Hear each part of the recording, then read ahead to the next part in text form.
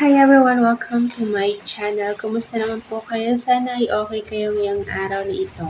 And for today's video ay magluluto tayo ng ginataang malunggay na may sitaw at talong.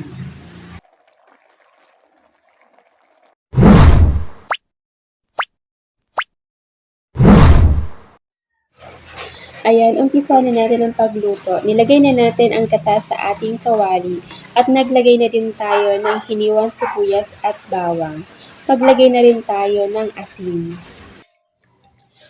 At maglagay na rin tayo ng hiniwang sili. Haluin lang natin yan hanggang sa maluto na ang gata. At kapag kumukulo na, ilagay na natin ang hiniwang isda. At hayaan natin na maluto ng bagya ang isda.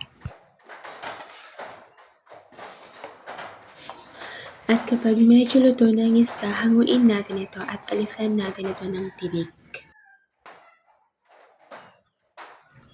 Ayan, ituloy lang natin ang paghalo hanggang sa maluto na ng tuluyan ang gata. Ayan, ilagay na natin ang sitaw at talong.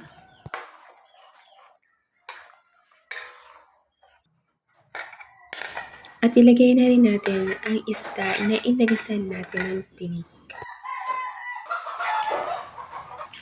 Ayan, kumukulo na ang gata. Ilagay na natin ang malunggay. Ayan, paunti-unti lang natin na ilagay ang malunggay.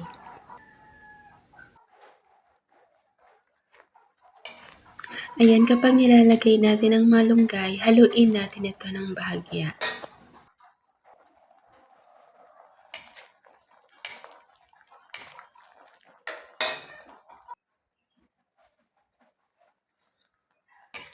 Ayan, ilagay na natin lahat ng malunggay. Haluin lang natin yan. Hayaan lang natin na kumulo ang gata hanggang sa maluto na ang mga gulay. Ayan, luto na ang ating ginataang gulay na sitaw, talong at malunggay. Ayan, i-off na natin ang apoy at iserve na natin ito habang mainit pa with rice.